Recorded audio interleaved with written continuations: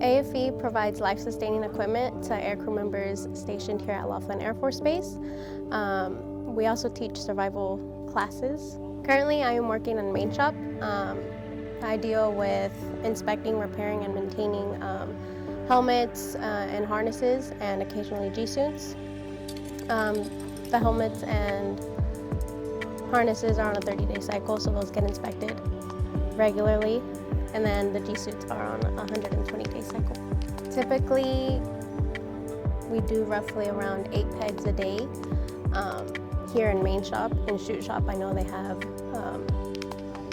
parachutes to pack, and then in the flight line section, they do post flights for the T1 aircraft.